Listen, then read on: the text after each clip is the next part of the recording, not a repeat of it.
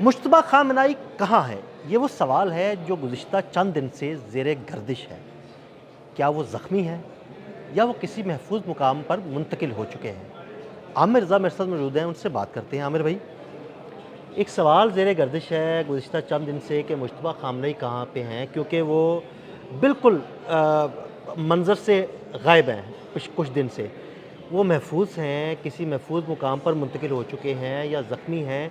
क्या आपकी ख़बरें क्या कहती हैं? देखिए, पहली बात तो ये है कि ये खदशात जो हैं ये अमेरिकन प्रेसिडेंट ने पैदा किए। उन्होंने जब ये बात आज से चंद दिन पहले कही थी कि मुश्तबा खामनेई हमले में शदीद ज़ख्मी हो गए हैं, उसके बाद नेतन्याहू ने भी यही बात दोहराई और एक प्रोपेगेंडा किया गया कि शायद मुश्तबा खामनेई पर हमला जो है वो कामयाब रहा है। और उसके बाद कभी ये जो इजरायली अखबारात हैं ख़ासकर वो ये कहते रहे कि मुश्तबा खामनेई जो हैं वो शहीद हो चुके हैं, या मतलब वो जिस तरह से लिख रहे थे, लेकिन इसकी कंफर्मेशन जो है नहीं की जा रही है।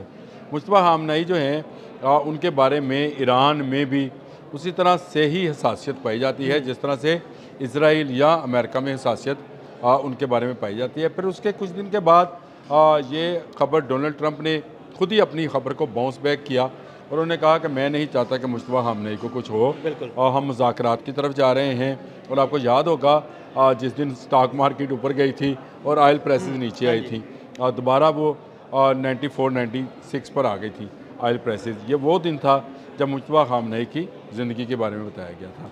ये र्यूमर्स चलते रही। बहुत सारे लोग हमसे भी ये सवाल अगर आपने अपने व्लॉग्स में नीचे कमेंट्स में देखा हो, कमेंट्स में लोग पूछते हैं कि जनाब आप ये पता करें और हमें ये बताएं कि मुश्तबा खामनेई जिंदा हैं, शहीद हो गए हैं या ज़ख्मी हैं या बिल्कुल महफूज हैं। क्या इतलात है इस बारे में? अक्सर लोगों के कमेंट्स आते हैं। जी बिल्कुल ऐसे ही।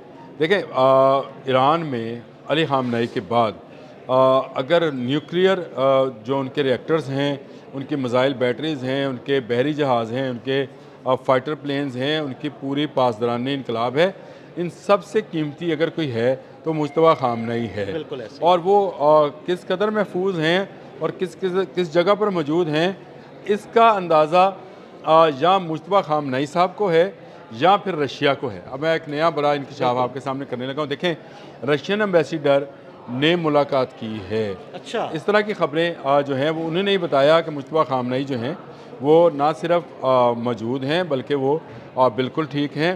और पासदारानी इनकलाब की उसी तरह से जिस तरह एक सुप्रीम कमांडर जो है वो अपनी फ़ौज की रहनुमाई करता है, उसी तरह से कर रहा है।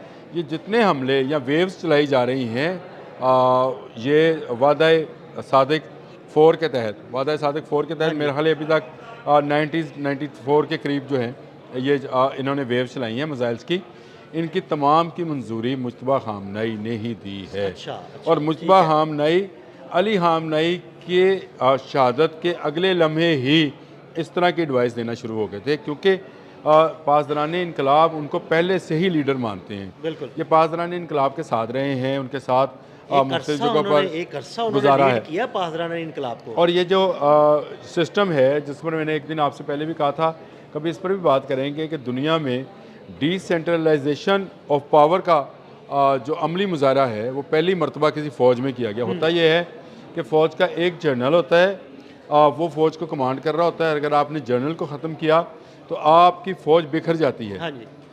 इन्होंने ये किया कि इन्होंने पहले से प्लान कर रखा था कि अगर किसी वक्त में सुप्रीम कमांडर को कुछ होता है तो कैसे डिसेंट्रलाइजेशन होगी और कौन कौन बंदा क्या क्या अपनी अपनी जगह पर, मसलन एक कमानदार है या एक मिसाइल सिटी है, उसका एक हेड है, कोई जहाज़ है, तो वो किस तरह से रिएक्ट करेगा और कैसे टाइमिंग पर करेगा। ये एक पूरी साइंस है। यानी उन्होंने पूरा एक नक्शा खींच के रखा हुआ था कि अगर खुदा ना खास्ता सुप्रीम लीडर को टारगेट किया जाता है तो उसके बाद कौन कौन सी क़यादत होगी और कहाँ कहाँ वो कौन कौन सी जिम्मेदारियाँ संभालेगी। मैं आपको एक छोटी सी मिसाल देता हूँ। सुपर पावर है अमेरिका, अगर आप सेंटकॉम पर, सेंट्रल कमांड जो उनका ऑपरेशन सेंटर है, आप अगर उस पर बम गिरा दें या आप पेंटागन पर गिरा दें तो अमेरिकी फ़ौज को अगले लम्हे में समझ नहीं आएगी कि किसने क्या रिएक्ट करना है। आया ये रशिया ने किया था, चाइना ने किया, ईरान ने किया, कोरिया ने किया, किसने किया? ये मामला ईरान ने इस तरह से, ये एक ऐसा रियाजी का असूल था कि इसको डिसेंट्रलाइज भी हो गए वो और वो मुनज़्ज़म भी रहे। कौन किस वक्त पर कौन सा जवाब देगा ये पहले से तयशुदा था। सही, बिल्कुल। ये एक ऐसी कहानी थी जो पहले से लिखी गई कि अगर हम पर हमला, देखें जो कौम 25 साल से जंग का इंतज़ार कर रही इंतजार थी, करी, तैयारी कर रही है, अपनी भरपूर तैयारी मैंने की इसीलिए लफ्ज़ बोला है कि वो इंतज़ार कर रही थी आएँ और हम पर हमला करें। उन्होंने। बिल्कुल ईरान ने कोई मौका जाने दिया नहीं। कहीं पर।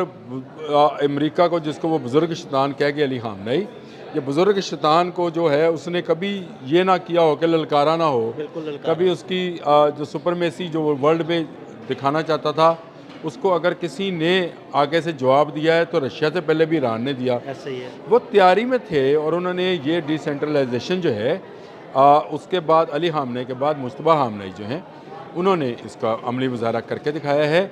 और रशियन एम्बेसडर की जानब से ये बयान आना, इसका मतलब ये है कि वो एक ऐसी महफूज जगह पर या ऐसे कमांड एंड कंट्रोल सेंटर के अंदर मौजूद हैं जहाँ पर बैठकर वो ना सिर्फ सैटेलाइट के ज़रिए तमाम पूरी जंग को ऑब्जर्व कर रहे हैं, देख रहे हैं, उसका नक्शा बना रहे हैं और फिर ये भी कह रहे हैं कि भाई कहाँ, कब और किस वक्त हमला करना है। मैंने आपसे बहुत अर्सा पहले भी ये बात कही थी, ईरान के पास कोई सैटेलाइट नहीं है, तो किसी ने तो वो कमांड एंड कंट्रोल सेंटर बनाकर, देखें अली खामनेई, मैं ये कहूँ तो अली खामनेई ने इसलिए इनकार किया था। देखें एक 85 साल बुज़ुर्ग जो था, अगर वो इस तरह से किसी कमांड सेंटर के अंदर बैठ भी जाता तो शायद वो उस तरह से मुतहरक, क्योंकि वो एक मजहबी शख्सियत हाँ थी, जी। ये एक जर्नैली शख्सियत है, बिल्कुल।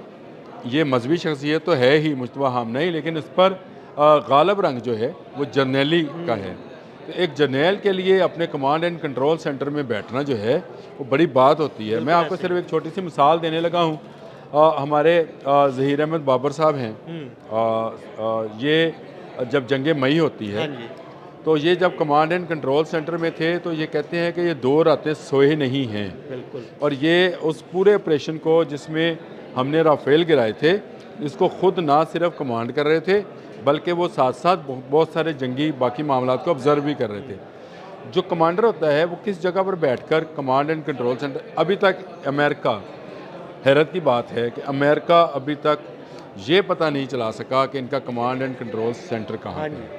अगर वो पता चला सकता तो यकीनन उसे हिट करता ना। तो वो नहीं कर इसलिए मुश्तबा खामनेई ना सिर्फ महफूज हैं बल्कि वो इस वक्त भी एक जर्नैल की तरह जो है अपने पासदारान इनकलाब को इंस्ट्रक्शन दे रहे हैं। और जो मैंने आपसे बात कही है, ये कमांड एंड कंट्रोल सेंटर दिखाया जाएगा, ये जंग बंद हो लेने दें, इसका पूरा विज़िट कराया जाएगा, जर्नलिस्टों को दिखाया जाएगा कि मुश्तबा खामनेई यहाँ बैठकर जो है इस तरह नक्शा देखा करते थे जैसे उनके सामने टीवी स्क्रीन पर हम बैठकर ट्रंप को सुनते हैं या बाकी लीडरान को देखते हैं या हम समंदर को देख रहे होते हैं या मुख्तलिफ नज़ारे देखते हैं।